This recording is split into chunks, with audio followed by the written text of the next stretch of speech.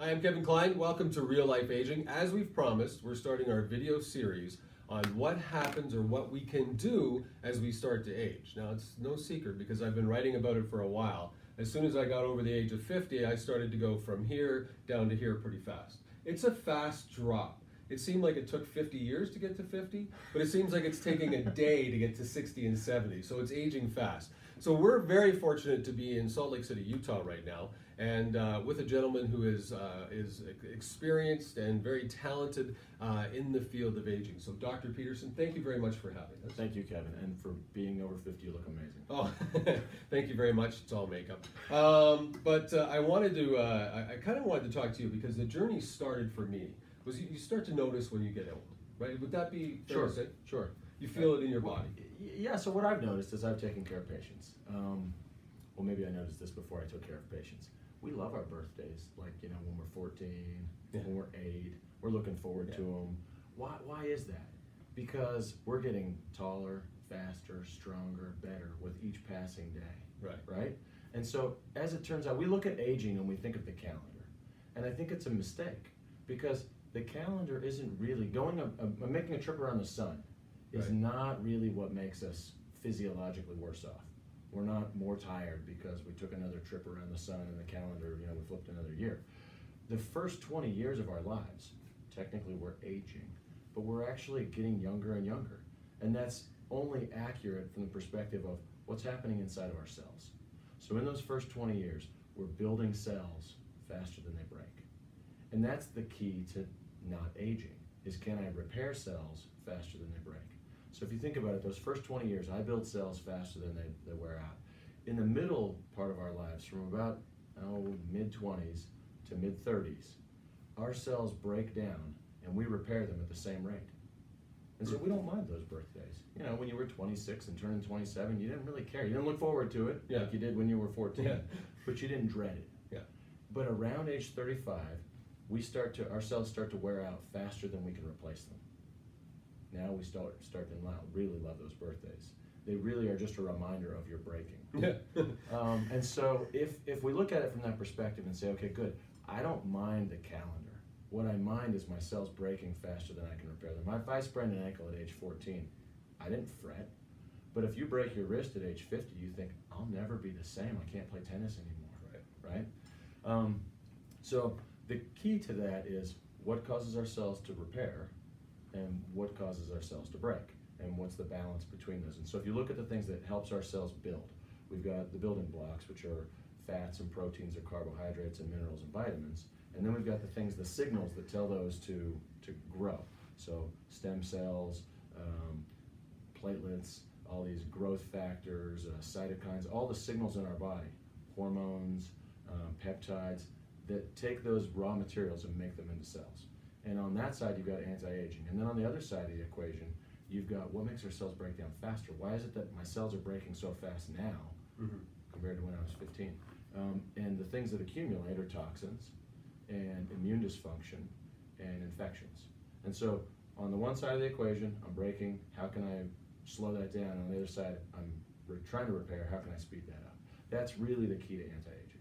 So tell me why then, because one of the issues that I've found, and it's getting better, but one of the issues I found is when you go to a doctor, not necessarily, of course not, because that's why we're here, but you go to a doctor and you tell them, you know, I'm suffering from this. I mean, there's, you know, something that happens to men when they break the age, break that barrier of the age 50. We don't have to talk about it. We know what it is. It happens. That's right. And also, you know, you can go to the gym. I go to the gym every day, but my workout today is not the same as when I was 26 or 40 or 45 even.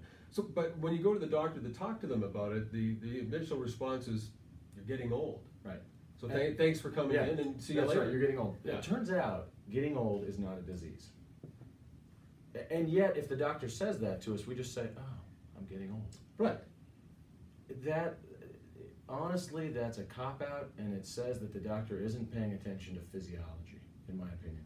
Now, it's because the system's broken. We don't go to medical school and learn about health.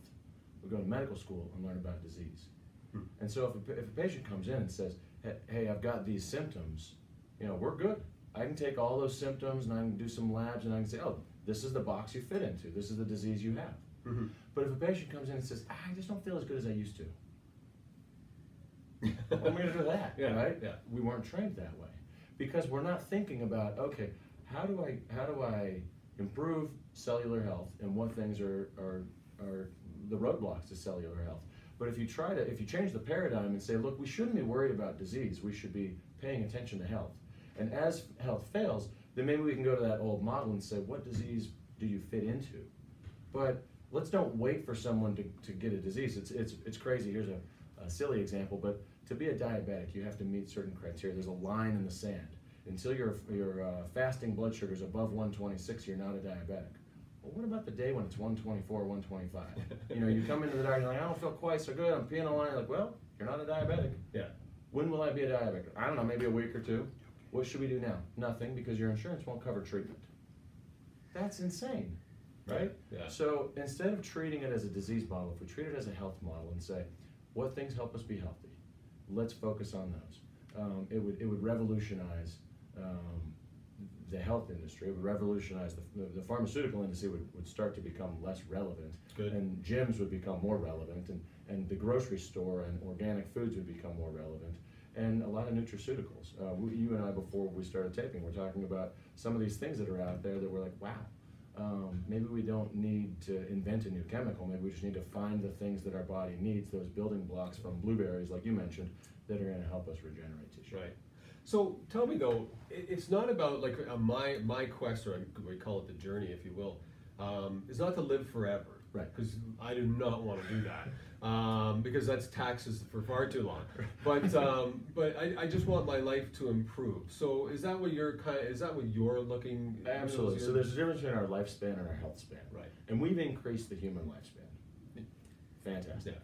But have we increased the health span? No. If people at age 60 are no longer doing the things they enjoy, they're no longer playing tennis or going boating or dancing because they just don't feel good, is it worth living to age 90? Probably not. But if we can increase the health span and people are just as vibrant and just as active and can do all the things they enjoy doing, and their mind works and they can write books and make movies and all those things that make us love who we are, if they can do that until they're 90, then there's a reason to stay alive till 90. So there is a huge difference in treating someone's health span rather than their lifespan. And not to say that we shouldn't pay attention to ways to extend telomere length so we could live an extra 5 years or 10 years. And I think honestly that probably happens. If you look at people, for example, that fast, intermittent fasting is a way to improve our health, well, those people live 5 years longer. So I'm going to stop you there because we just did an article on that. Heather, who you've met, I did a 10-day juice fast where it was just juicing only. Day 3 and day 4, I could have been like a serial killer because it drove me crazy. Heather did a 3-day fast, nothing, just water. Right. So I just wanted you to spend 5 minutes on that because you brought it up in a comment. Sure. So tell me about that. Tell me about that intermittent fasting with Right. intermittent fasting. Okay, we're going to stop the video right there. Next week, we'll play the answer that Dr. Peterson gives to fasting, why it is good for you when you're aging. As well, we have some more anti-aging secrets that the good doctor will share with us right here on Real Life Aging.